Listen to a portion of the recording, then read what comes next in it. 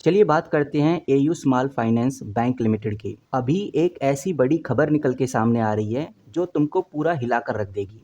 और अभी अगर आप देखोगे, आज हमें ये जो कंपनी है काफ़ी अच्छी तेज़ी में भी देखने को मिल रही है। तो जानेंगे कि क्या वो बड़ी खबर है जो अब हमें पता होनी चाहिए, क्योंकि इस खबर के बाद कंपनी में बड़ी हलचल हमें देखने को मिलेगी। ये आप देखिए, मैंने खोला हुआ है मिंट का आर्टिकल और साफ इधर नज़र आता है कि एयू स्मॉल फाइनेंस बैंक में एक बड़ी ग्रोथ हमें देखने को मिलने वाली है, क्योंकि आरबीआई ने उन्हें यूनिवर्सल बैंक बनाने की इन प्रिंसिपल अप्रूवल दे दी है। अब समझने वाली बात यह है कि ये यूनिवर्सल बैंक लाइसेंस है क्या। तो मैं आपको बताना चाहूँगा, अब तक ये जो बैंक है यानी कि एयू स्मॉल फाइनेंस बैंक वाकई में एक स्मॉल फाइनेंस बैंक था, जिसका फोकस लिमिटेड था। Mainly low income customer, small loan, ऐसे सेक्टर में ही ये कंपनी काम करती थी।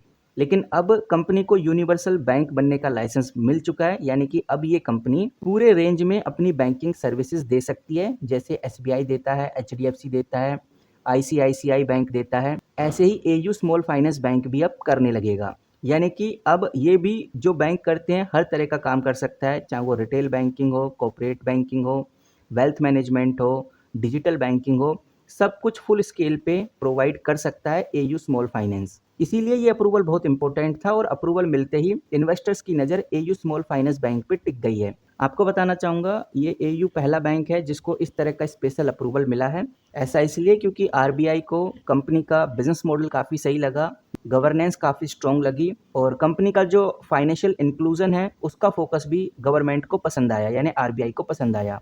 अब एयू स्मॉल फाइनेंस ने ये क्वालिफिकेशन कैसे हासिल की, कैसे ये लाइसेंस प्राप्त किया?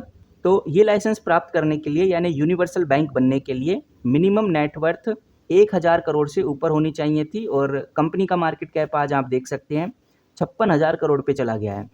वहीं जो दूसरा एलिजिबिलिटी थी वो 5 साल तक अच्छा परफॉर्मेंस रिकॉर्ड होना चाहिए। और एयू स्मॉल फाइनेंस का अगर आप बैलेंस शीट देखेंगे तो 5 सालों से कंपनी ने अपने रिजर्व को कंटिन्यूसली इंक्रीज किया है, जो आप क्लियरली देख सकते हैं। जहां कंपनी 2014 में 598 करोड़ का रिजर्व रखती थी, आज 16,422 करोड़ का रिजर्व रख रही है। तो अच्छा खासा सेल रिकॉर्ड कंपनी ने रखा है। दूसरा, यूनिवर्सल बैंक बनने के लिए स्टॉक मार्केट में लिस्ट होना चाहिए और AU small finance already stock market में लिस्ट है।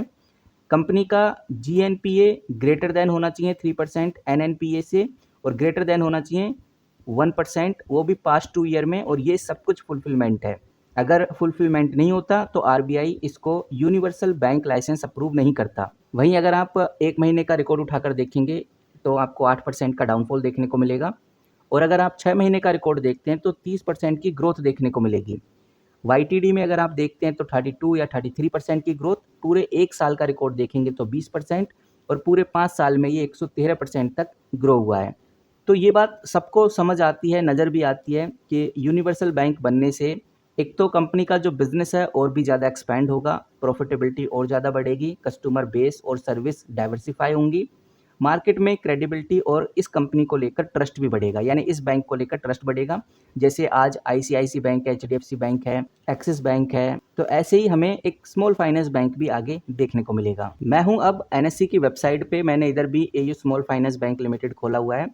अगर हम कंपनी के सेल क्वांटिटी और बाय क्वांटिटी देखें तो साफ नज़र आता है ऑर्डर बुक में कि आज के दिन जो सेल क्वांटिटी है वो लगभग 5 लाख के आसपास है, और जो बाय क्वांटिटी है वो लगभग 4 लाख के आसपास है। यानी अभी भी सेलर्स ज़्यादा एक्टिव हैं और बायर्स कम एक्टिव हैं। बट जैसे जैसे ये खबर, ये न्यूज़ फैलेगी मार्केट में, वैसे वैसे हमें एयू स्मॉल फाइनेंस में तेज़ी देखने को मिलेगी। दूसरा, एकदम तेज़ी से बदलाव इस वजह से भी नहीं हो रहा क्योंकि अगर आप ओवरऑल मार्केट देखेंगे तो मार्केट, जब मैं वीडियो शूट कर रहा हूँ तो नेगेटिव चल रही है, कल भी नेगेटिव थी। आप जानते हैं अच्छे से, टैरिफ की वजह से जिस तरह का टेंशन चल रहा है ग्लोबल लेवल पे यूएस और इंडिया के बीच में, उसका इम्पैक्ट हमें मार्केट में देखने को मिल रहा है। तो ये भी एक बड़ा रीज़न है जिसकी वजह से एयू स्मॉल फाइनेंस में हमें ज़्यादा तेज़ी देखने को नहीं मिल रही।